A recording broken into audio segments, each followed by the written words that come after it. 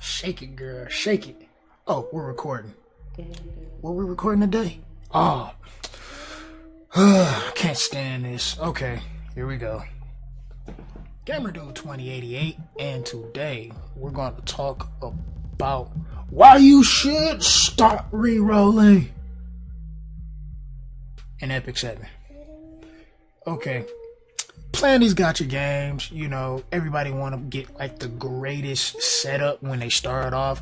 So we tend to re-roll in these games to get the best 5-star unit or units that we can possibly pull. And I mean, like, people just don't re-roll for hours. They re-roll for days, even weeks. Then you miss out on all the events, all the cool stuff that they get, everything that you could be using. And I'm here to tell you today why you shouldn't be going through all this re-rolling nonsense in this game specifically. Well, I had pre-registered for this game like most games I do in the Play Store, and I sat around and was playing it for a while, and I was like, alright, I want to put together some content. I kind of want to learn the game. You know, I like to beat my head against the wall and figure things out, so I really wasn't looking for like, no, here you go, this is what you do type of guide or anything like that. I don't do those kind of things. Like, I don't care for your tier list. You can keep that garbage. I make up my own. That's how I feel about it. Now, because I mean, pretty much that's what it is. It's people that just play the game and figure things out. And since this is one of those games that came out in Korea first, you know, there's people that played the Korean version that kind of got the insight. So they're just capitalizing on all of that and passing out so much misinformation. It's ridiculous. But I'm not saying I have all the answers, because I don't even have close to.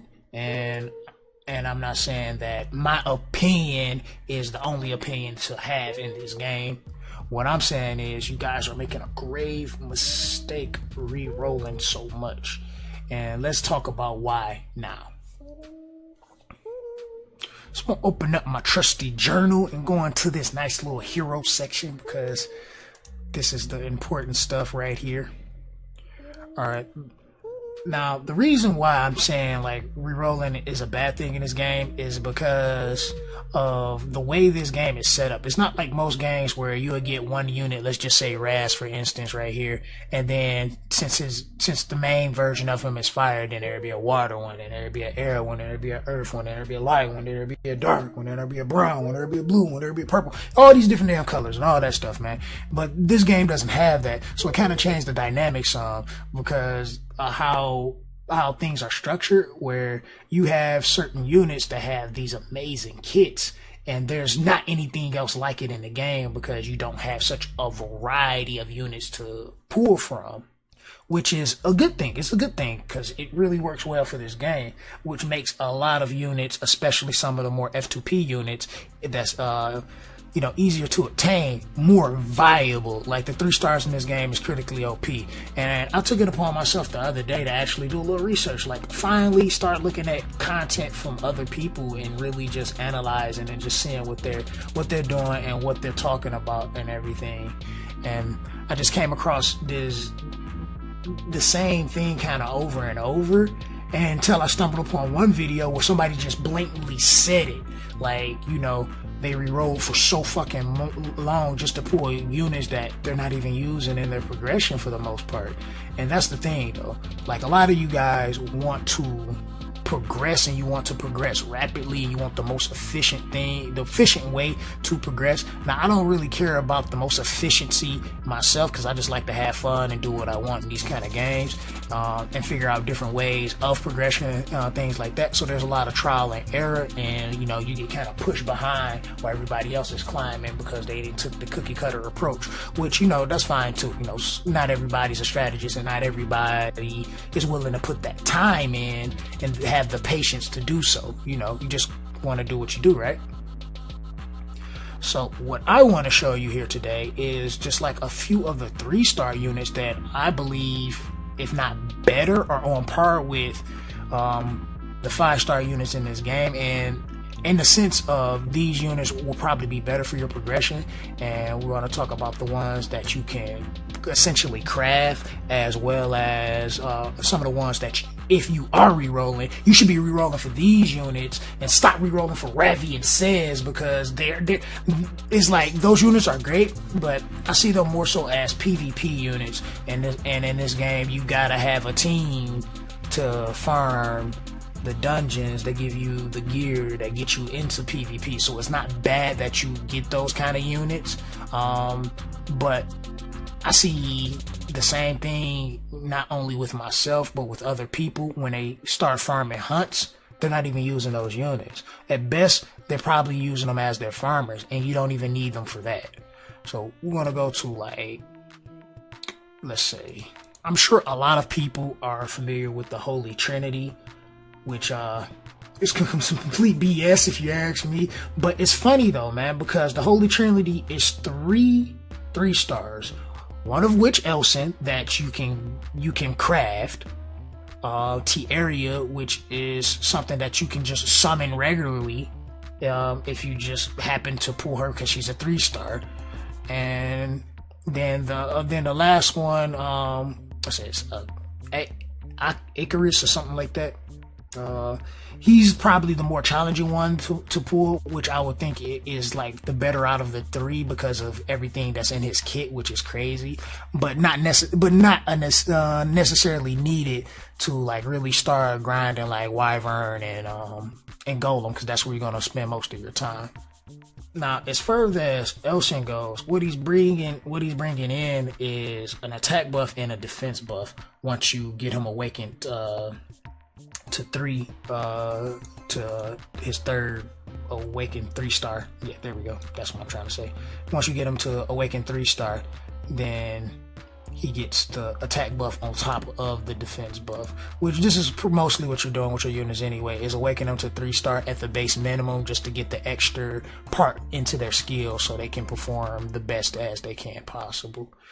And it's on a relatively short cooldown, which can even be shorter, as well as his second skill, which is not that bad, which has a pseudo heal. And I know some people was using him as their main healer because people just don't like Aether, but don't sleep on Aether. Aether is a pretty good healer. It's just, I understand you just don't like that this man girl looking thing or boy girl looking thing looks like a girl, and that's understandable. But even running Wyvern, like, Elson can tank and solo heal.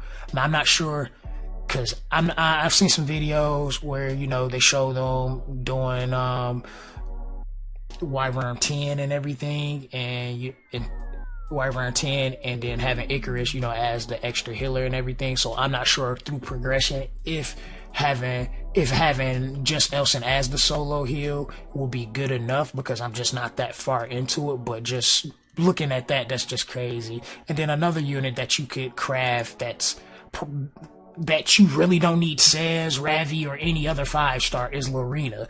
And then once you do her specialty and get her maxed out, which I'm working on that now, she's even more powerful. And you can make this unit, like, it's a 3-star that you can make. Once you do everything you need, you got your farmer right here. She's candidate for first 6-star, like, right off rip, because that's just how good she is. She can go into your Wyvern and your Golem team, probably Banshee as well, but that's not important. Just Wyvern and Golem for everybody starting off, and then you can use her in PvP because she's just that good of a unit. She pretty much works in all content of the game. So, and since she's practically element neutral, you don't have to worry about being at a disadvantage. I mean, yeah, she got a disadvantage against light, but she got the advantage against light as well. So it's like, you don't have to worry about being at a critical disadvantage having a unit like that. So it's like, why even worry about having all these OP units when the only thing I think that is really, like, if you were to reroll, that's really important to reroll for is at 1/4, and that's for haste, because haste is not only good for PvP, is good for progression, and I believe farming as well, because everything that haste have in its kit is just, it's insane, and those other units just don't quite provide the value that you need, and you'll end up working around using 3 stars anyway. Now, one of the ones I've been testing out and working with is Eton. I kind of like his kit and what he provides because he has a self-attack buff and a crit buff. So for most of us that's still really early in our progression that just can't get an insane amount of crit on our units, he buffs himself, which gives him the chance to land that crit more often, and he does a considerable amount of damage as well. Plus his second skill has the can't buff effect as well as a death break, because buffs and debuffs in this game are extremely strong. You break something defense, like the damage is crazy, and then a possible bleed on skill 1, and you can never go wrong with having bleed. And I've been using him in my Wyvern team. He still needs like to be leveled and everything, and still working on his awakening and all of that good stuff. So I got a little ways to go with him, but I'm really liking what he provides, and that's just a really great unit. One unit I think that might be good for Golem is Hazel. She can be a good healer because she also brings the attack buff as well, and some bit of sustain, and she has the anti-heal on her first skill, which is kind of needed for Golem because of that one ad that heals them back up.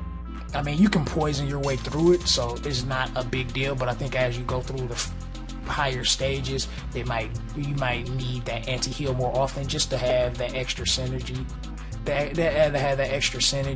I think Azalea is also a good one in regards to that, because she provides the anti-heal on her second, so that's and a speed decrease on her third, which is going to help you get those turns and provide more. I haven't really tested her out to see what her damage is like, but I don't think it's bad, because practically everything in this game is either good or amazing.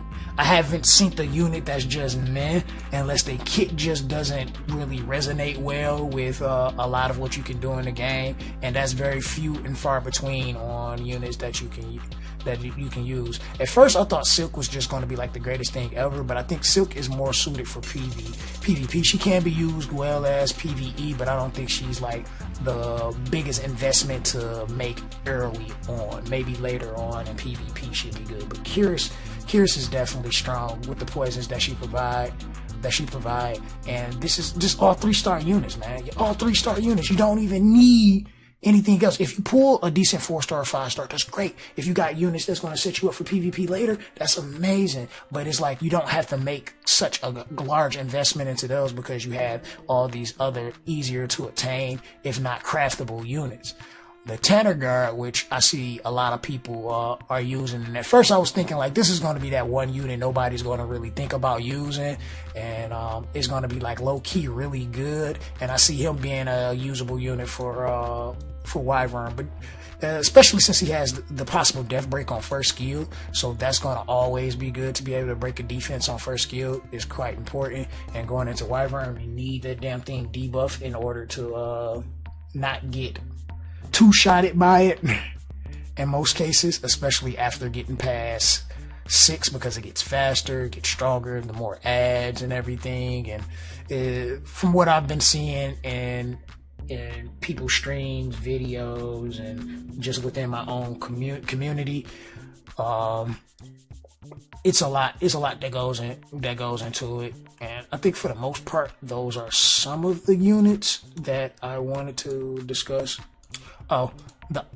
As well as Tierra, if you pull her, I mean, there's no reason not to use her. Death Break on third, which is powerful.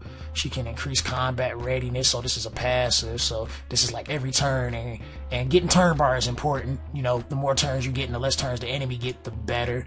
And then the hit chance, which is really good against the Wyvern, because of the poisons it lands on first skill. So just being able to have a unit that can have a debuff on first skill going into that is important. I haven't done much Golem, but I think the biggest thing with Golem is just a heal block and bringing in some form of passive DPS, probably like a burn, poison, bleed, something like that.